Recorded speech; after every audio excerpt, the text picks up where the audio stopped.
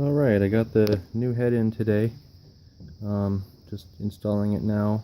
I also put a water pump in. You can see that's down there. I have this little rubber glove on the top of it to because this is resting on it. I didn't want to have any damage to the top of the aluminum, so I just put a little rubber glove right down there.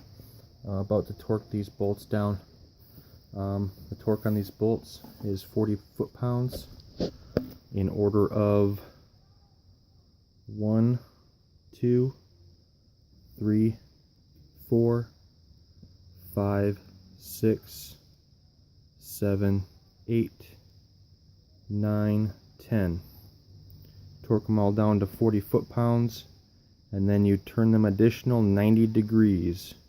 Once they're all torqued down to 40, you go in that sequence and torque them down an additional 90 degrees. So I'm about to torque them down now. Alright, I just torqued these bolts down in sequence to 40. I wanted to state though, I misspoke. These bolts, these two bolts, 9 and 10 on this side, are torqued down to 30 foot-pounds. They still require the additional 90 degrees, but these two are 30 foot-pounds. The rest are 40. These two would be your last. It would go 7, 8, 9, 10 in that order. So I just torqued them down to 40. I didn't torque these ones yet, but I will adjust my, my torque wrench to 30 foot-pounds, torque those ones down, and then I will turn each one an additional 90 degrees. Okay, now that I got the all the head bolts tightened, I can tighten this back down because it gets in the way of these two head bolts over here. So in order to do that, I had it loosened from the water pump here. I put the 3 nuts back on that water pump and tightened it down. What I should have done is waited to put the exhaust manifold back on. Made it a little easier to get back in there, but I already had it on, so I just moved it aside. One recommendation is to put these studs back in. I think there's one long one, and I think it goes right here because there's a bracket that attaches to one of the coolant lines. There's a bracket, and I think that nut fits better on that one. I believe that's the long one I needed. I'd recommend putting these studs back in before you put the head in. Makes it easier to get all those studs back in. Then what I'll do is I'll line this back up, slide it in, finger tighten one on each side, and then I'll go and tighten all those down. I did reuse the exhaust gasket just because it's a metal gasket. I just cleaned it up and slapped it back on there, so I'll be reusing that. Alright, here reassembly is going pretty good so far. I've got this valve on, this valve body on. I don't have it bolted down yet. The bolts for those, since it's screwing into aluminum, the bolts are only 11 foot-pounds on these. There is an order that you do those as well. I'll get to that later. I just want to point out that there was an easy way to put this cam in. When I took the cam out, it was at top dead center. Once I started to, there's a couple of bolts that you put in there and kind of pop the top off.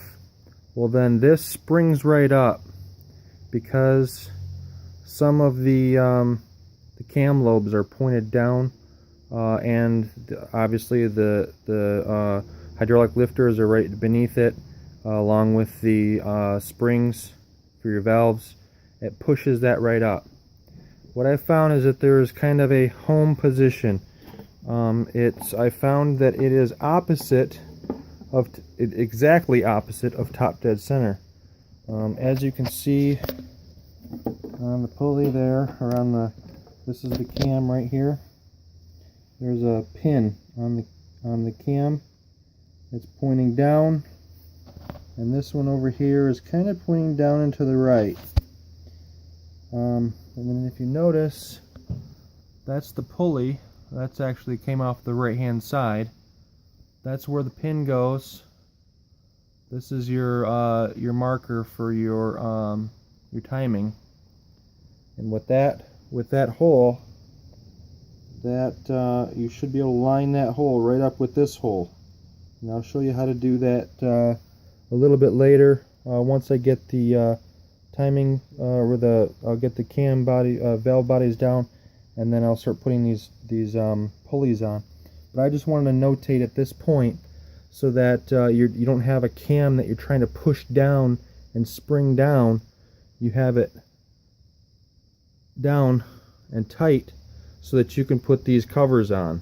So you're not trying to bend these covers down, and then what you can do is you'll mar up, and you'll get these really snug, and then you'll scratch and break your aluminum in that corner. So I just wanted to show these. I've seen a lot of videos on these. What I found just playing around here is that these are virtually impossible to get out of time. Impossible. What you do is, and I'll show you again this later, but what I do is I have a 1/4 inch Allen wrench. Once I put that pulley on, I'll put that Allen wrench. It fits exactly through that hole, and then it will fit inside that hole. Boom, you're timed. You also want to get your, and I think it's still ready. I'll have to turn the flash on later, but you'll have to get your crank up at top dead center as well. But again, I'll go over that when the time comes. I just wanted to stop real quick, show you my progress, and kind of clue you in. What I found was helpful. There isn't a whole lot of videos showing you how to actually do this, so I was just shooting from the hip here and doing it. So what I found is it's easier to do it this way. You can put them in any order, in any position you want, because once you go and start, before you put your crank or your timing gears on, you're going to be turning that before you put the chain on. So it doesn't matter where it is, as long as you time it before you put the chain on, or while you're putting the chain on. So I will catch you later. Hello, getting to a point where I'm putting the bolts in for the camshaft housing here. I'm just going to show you the bolt pattern, the tightening pattern here. It's kind of a crisscross kind of a pattern. Again, these will be tightened down to 11 foot-pounds. I think in the book it says like 127 inch-pounds, but converted that over to foot-pounds. It's roughly 11 foot-pounds. So the order here would be 1, 2, 3, 4, 5, 6, 7, 8, 9, 10. So tighten each one down to 11 foot-pounds. There's no other tightening that needs to be done, just in that pattern.